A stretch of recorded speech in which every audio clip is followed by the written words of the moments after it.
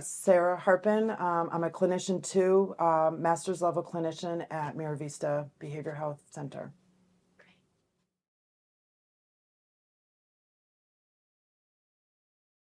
When it comes to the holidays, part of recovery is doing things differently, doing things healthier, being around people that support them. So definitely it's almost like starting a new tradition to say I'm going to do something differently, and that way they're reducing the risk of patterns of relapse happening or falling back into old behaviors.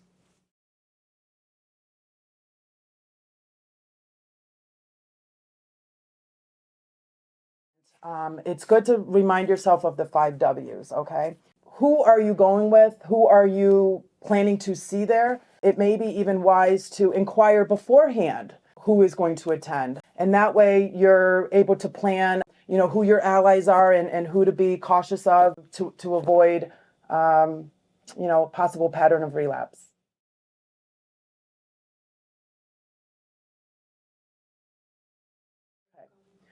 Where is a very important one as well. Location is definitely a major trigger in recovery. So knowing where you're going, the party scene, a bar, a friend's house, or someone's house that you may not be familiar with could be potential risk factor. So plan accordingly. If it's at a family's house or a good friend of yours is aware of your goals with recovery and are supportive of you, the risk of relapse will be reduced or hopefully limited to nothing.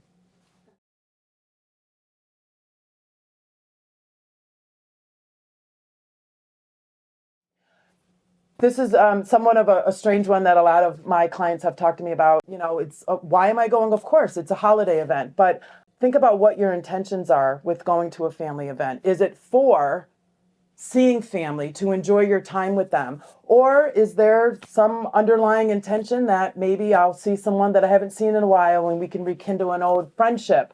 And that, of course, can be a risk factor.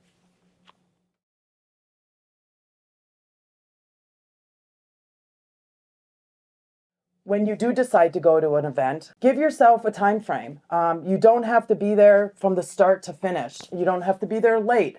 Go spend time, have dinner, enjoy each other's company, and know when it's enough time for you.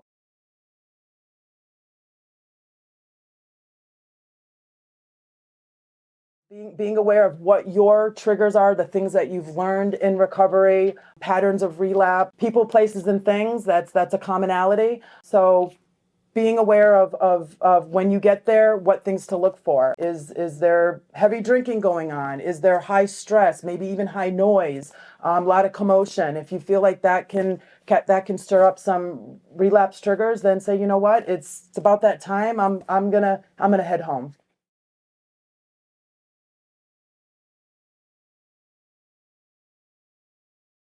So an escape plan and a buddy system are two very good aspects of not just in recovery, but definitely going to a family event, holiday event. It's always useful to have an ally, someone that you can go to an event with, someone that is aware of what your intentions are. Another good reason to have a buddy is when you are ready to go, you and that person can either lock eyes or there may be a code word, and you can just let them know, hey, it's time to go, and that way you two can leave together.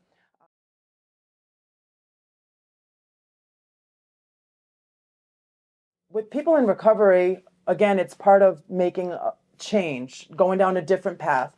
And it doesn't necessarily mean that you have to go to an event. Maybe getting together with certain family or couple close friends before the actual holiday, or waiting a couple days after. Some things that a lot of clients have mentioned is having a small get together at their house, doing a secret Santa. That way, financially speaking, you don't have to worry about buying everyone a gift. Which a lot of people enjoy doing. And then another one is something simple, like taking a ride to Bright Nights, riding around the neighborhood, looking at, the neighborhood lights, going out to Yankee Candle, something that you can do that's different from the norm, but still enjoying the holiday spirit.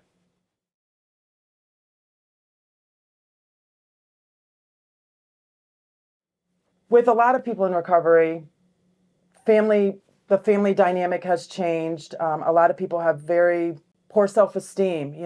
Things have happened. because of the many consequences of addiction. So showing up at someone's home, you have this high expectation to rise to the occasion, to look your best, and to provide something.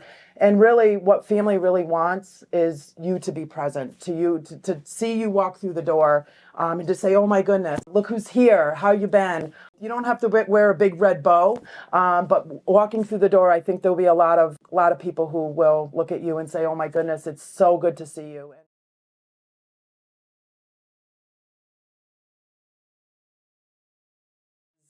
24/7, 7 days a week, every day of the year, including a holiday. So sticking to your routine is key. Getting up at the same time. If you reach out to your recovery coach a few days a week and Christmas happens to be one of them, or your sponsor, reach out to them. Attend meetings. If you feel like you need to add an extra meeting, meetings happen every day of the week, especially around the holidays. Part of going to a family event, a holiday event, is that escape plan. I need to get home. If you go to bed every night at 10 o'clock, Christmas is one of those. New Year's Eve is definitely one of those.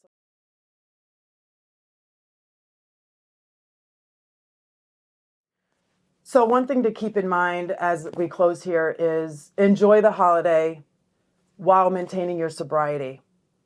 Sustaining the routine that you have been doing, and enjoy yourself around others. Enjoy the holiday, have fun, back to being present, but also the balance of keeping yourself in line and everything that you've worked so hard for in your recovery.